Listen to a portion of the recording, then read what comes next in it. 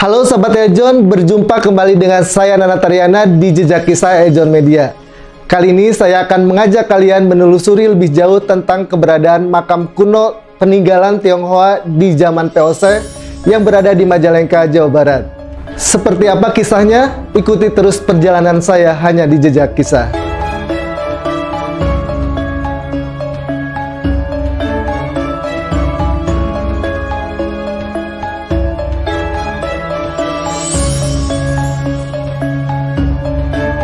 Keberadaan makam kuno Tionghoa di Majalengka ini terlihat ditutupi semak belukar. Makam dengan nisan yang bertuliskan aksara Tionghoa dan arsitekturnya yang khas membuat keberadaannya mencuri perhatian saya.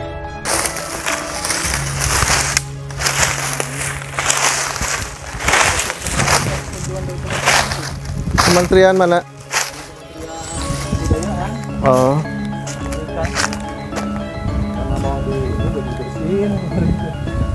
Kamu tenang.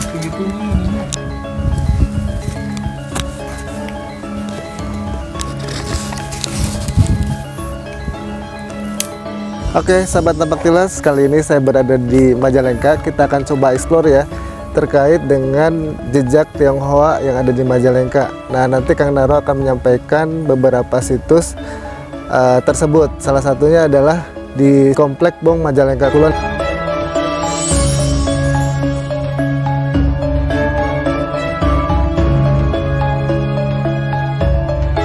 Situs makam kuno yang menjadi peninggalan masyarakat Tionghoa di zaman Belanda ini sudah berusia sangat tua, yang mana dibangun pada tahun 1700 atau abad ke-17.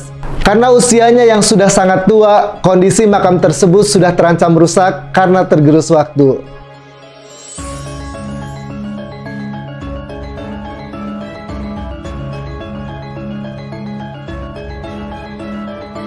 Di tengah-tengah makam kuno Tionghoa terdapat nisan yang bertuliskan makam Candrapati.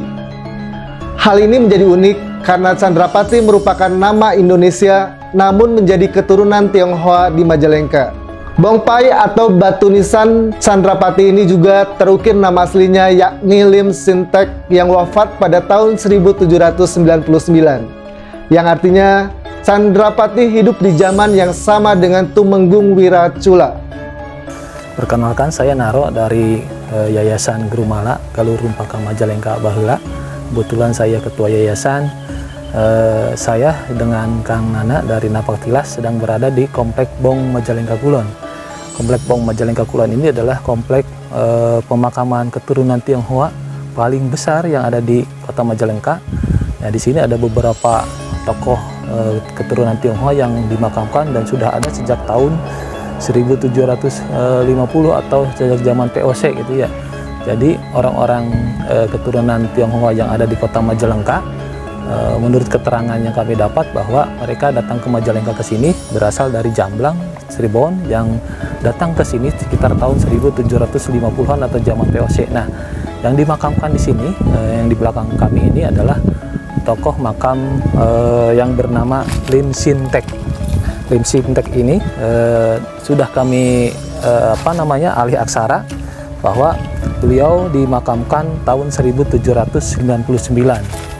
Beliau adalah tokoh Tionghoa yang ada di Sindangkasih saat itu, karena saat itu ada wilayah ini adalah wilayah Sindangkasih dan belum bernama Majalengka. Di wilayah Sindangkasih ini beliau adalah seorang tokoh saudagar Tionghoa yang lumayan berpengaruh. Kemudian beliau juga kaya raya, bergerak di bidang agen agen hasil-hasil bumi, beras, gula dan lain sebagainya. Kemudian beliau karena saudagar atau kekayaannya dan kemudian kedermawanannya, maka beliau juga menurut orang-orang sini bergelar Candrapati. Nah, ada keunikan tentang gelar ini bahwa di Majalengka sendiri ada kelenteng yang sudah ada sejak tahun 1803, bahwa kelenteng ini dibangun oleh Tan San Chai. Tan San Chai juga adalah bergelar unik lagi, namanya yang unik lagi, yaitu bergelar Tumenggung Arya Wiracula. Nah, Tumenggung Arya Wiracula ini memiliki rumah yang ada di Kota Majalengka, tepatnya di Jalan Kiai Haji Abdul Halim, yang kemudian dijadikan kelenteng oleh orang-orang Tionghoa di Majalengka sini. Nah, kemungkinan Candrapati atau Lim Sintek ini adalah orang-orang yang masuk ke Sindangkasih saat itu gelombang pertama sejak tahun 1750-an. Nah, selain makam tokoh Candrapati atau Lim Sintek ini, kita juga ada satu tokoh yang bernama Ho Ho Liong. Nah, Ho Ho Liong cuman makamnya tidak di sini tapi berada di Munjul, dan satu makam yang menurut para peneliti juga yang pernah kami jajab ke sana unik kan di bawah bukit kecil yang kemudian menghadap ke lembah. Ini juga sama berada di bukit kecil dan menghadap ke lembah karena menurut keterangan bahwa makam-makam begini adalah yang dicari orang-orang Tionghoa zaman dulu jika dimakamkan nanti, bahwa berada di satu bukit kecil yang kemudian menghadap ke lembah gitu ya. Apalagi ada sungai gitu ya, itu lebih utama gitu ya. Jadi ini adalah orang-orang yang pertama masuk ke Sindangkasih yang sejak tahun 1750 dan berasal dari Jamblang, Cirebon.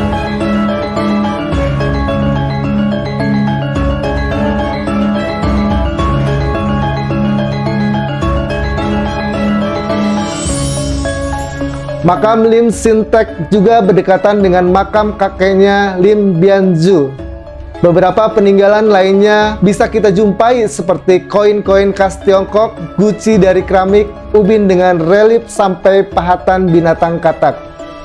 Kemudian mereka mengadakan perkumpulan atau membentuk satu komunitas dan perkampungan yang berada di kota Majalengka sekarang, yang dulu bernama Sindangkasih, dan mereka keturunan-keturunannya banyak yang berprofesi sebagai pedagang-pedagang yang kemudian mempunyai toko-toko di pinggir jalan. Di pinggir jalan, yaitu di pinggir jalan-jalan Kiai Haji Abdulin itu kebanyakan dimiliki oleh keturunan-keturunan Tionghoa yang keturunan-keturunan dari sini.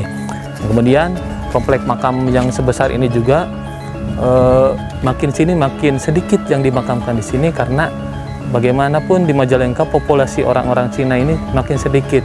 Karena apa? Generasi berikutnya tidak semua yang tinggal di Majalengka, tapi kebanyakan berusaha di luar kota Majalengka, ada yang di Surabaya, Bandung, Semarang, dan lain sebagainya. Jadi populasi yang berada di Majalengka makin sedikit. Karena apa? Generasi berikutnya ya banyak yang berpindah. Kemudian generasi berikutnya juga banyak yang berakulturasi dengan penduduk sekitar dan berbaur menjadi penduduk sekitar Majalengka, dan makin sini makin populasi orang-orang Tionghoa makin sedikit di Majalengka. Kalau yang ini sih, ini kan ada garis sini satu ya, ada 3 garis ini. Ini menandakan bahwa ini yang dimakamkan di sini adalah satu orang. Kalau ininya yang di tengah ini saya juga nggak bisa baca ya. Biasanya polanya begini. Jadi kalau ininya bergarisnya satu, berarti yang dimakamkan di sini adalah satu orang. Tapi kalau misalnya garis yang tengah ini ada 2 gitu ya. Di sini 2 yang memanjang gini, berarti yang dimakamkan di sini ada 2 orang. Ini 1 orang, ini namanya, ini nama-nama keturunan beliau, anak, cucu, dan lain sebagainya. Ini asal beliau dimakamkan dari mana? Biasanya dari yang datang ke Majalengka sih biasanya dari Hokian gitu ya, sama. Kemudian ini tahun gitu ya, tanggal dan tahun beliau dimakamkan atau dibangun makam ini. Kemudian itu juga tuh ada satu lagi, biasanya polanya sama. Orang-orang keturunan Tionghoa itu ada makam kecil di sini satu, itu biasanya melambangkan tentang dewa bumi gitu ya. Kalau dalam istilah Majalengka mah di sini sebutnya ini tokonya katanya. Ini tokonya, tapi kalau menurut ini sih, ini katanya sih ini tentang dewa bumi yang mereka percayai gitulah dari tradisi orang Tionghoa ini. Berarti ini bukan makamnya? Bukan, ini kalau istilah mah tokonya, tapi ada yang bilang tentang kesukaan beliau waktu hidup, tapi bukan berarti ini harta karun, bukan. Berarti biasanya katanya sih saya pernah dengar ini benda kesukaan beliau waktu hidup gitu, tapi bukan berarti hartanya disimpan di sini, tidak gitu ya. Kadang-kadang itu isu-isu yang tidak benar gitu ya tentang ini makam di sini yang kecil gini. Ini kalau dari bentuk pola makamnya ini masih menganut tradisi lama gitu ya. Pola makam Tionghoa yang besar itu punya sayap, punya apa gitu ya. Kemudian apa namanya, itunya ke atasnya gede itulah, itunya masih menganut tradisi makam-makam Tionghoa zaman dulu, zaman kuno gitu ya. Ada altar, ada sayap, dan kemudian ada bongpai, itu namanya bongpai. Jadi nisan orang Cina itu disebutnya bongpai gitu ya. Kalau kita nyebutnya nisan gitu ya, tapi orang Cina nyebutnya bongpai gitu ya. Atau tulisan nama yang dimakamkan di sini.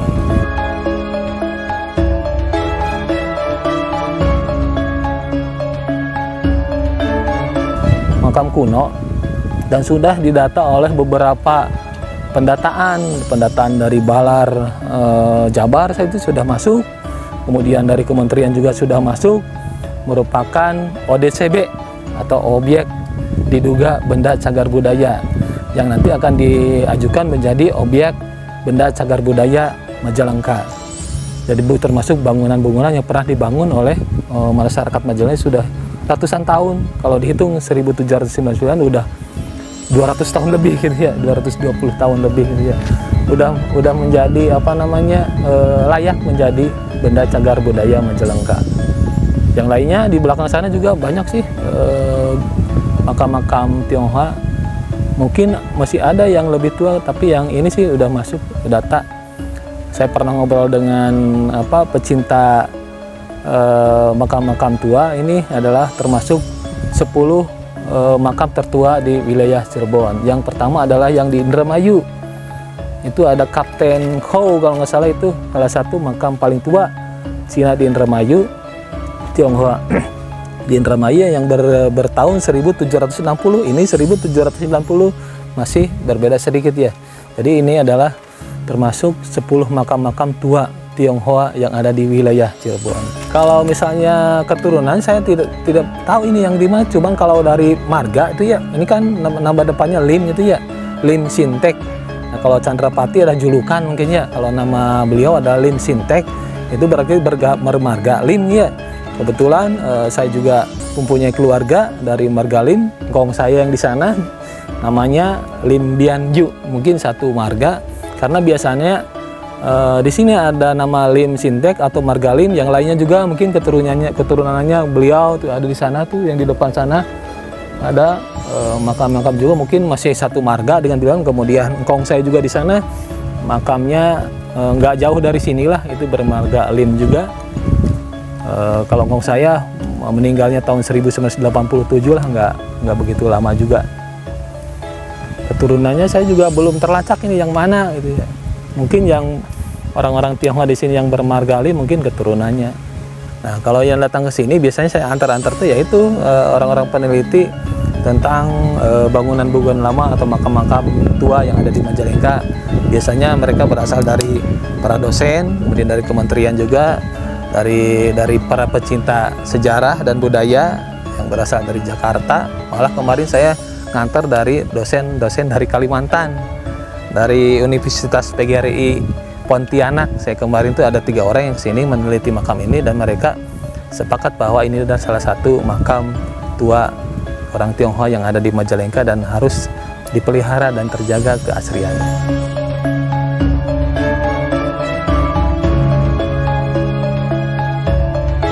Kalau dulu, kalau menurut ayah saya dulu lah tahun 60 ke sana sering diadakan yang namanya cengbeng gitu ya. Yang kemudian Imlek biasanya ada diadakan acara-acara, malah menurut kakek saya dulu mah sering diadakan pagelaran wayang kulit di sini. Ya, cuman ya gitu, karena populasi yang tadi saya katakan menurut saya populasi orang Tionghoa makin sedikit, jadi tradisi dan budaya Tionghoa dari Majalengka sudah mulai pudar dan tak banyak yang begitu mengenal. Setahu saya ini dari dulu emang begini, karena dulu mah waktu saya kecil tuh sering main-main ke sini lah. Dari dulu sampai sekarang seperti ini, belum pernah dipugar. Belum pernah dipugar. Kalau misalnya dipugar atau misalnya dipindahkan ya, bongpainya biasanya makam Tionghoa yang dipindahkan ininya jasadnya biasanya bongpainya dicabut. Kalau ini masih tetap di sini. Di sini juga ada bongpai makam-makam Tionghoa yang dalamnya dipindahkan, kemudian ada yang dipindahkan ke keluarganya, ke Jakarta, kemana. Biasanya ini bongpainya dipindah, dibawa itulah. Yang mana? Ini kan bongpai. Oh, nisan ini ya? Nisan. Ini kan dalam bahasa ini mah disebut bongpai. Ini kan nisan. Nah, biasanya yang dipindah dalamnya, isi jasadnya itu biasanya dibawa, kemudian ada yang dikremasi atau dimakamkan lagi. Nah, ininya dibawa gitu ya. Jadi kalau misalnya menemukan makam Tionghoa yang bongpainya tidak ada, berarti itu dalamnya sudah dipindah. Ya, kalau makamnya berarti di atas? Iya, ini posisinya nisan, ini bongpai. Kalau jasadnya di sebelah sana. Dan ini mengujur ke sini, jadi mukanya menghadap ke sini, menghadap ke lembah. Jadi yang di sini itu bukan kepalanya, tapi kepalanya di sana. Kan pakai peti gede gitulah. Kalau dalam bahasa Majalengka disebut tambela gitu ya. Peti di sana, nah menghadapnya ke sini, menghadap ke lembah ini. Jadi bukan mengujur ke sana tapi ke sana. Kepalanya ke sana, menghadap ke sini.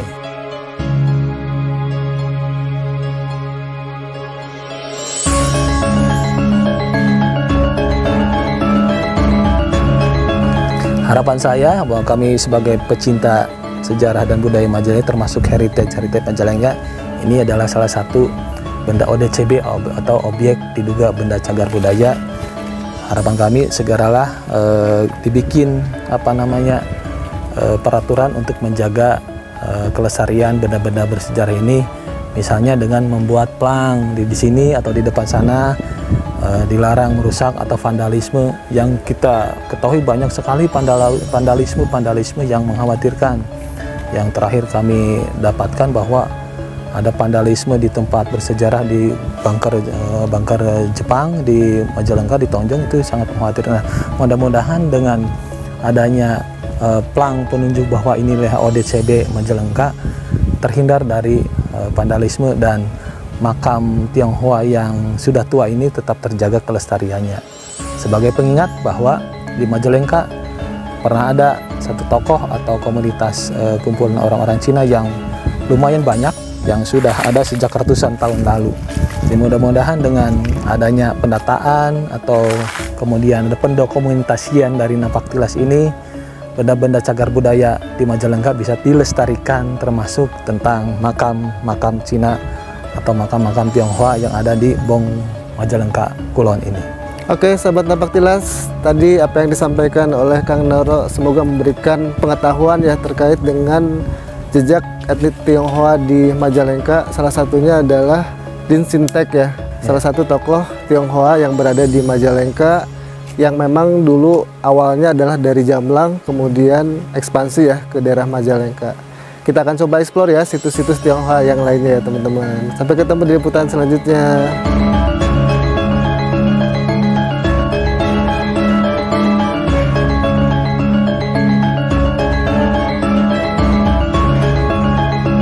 Bangunan makam ini menjadi salah satu makam Tionghoa tertua yang ada di Cirebon. Maka dari itu kita perlu merawat dan melestarikan keberadaannya agar tetap ada nilai sejarah peninggalan-peninggalan masyarakat Tionghoa Nusantara pada masa penjajahan Belanda.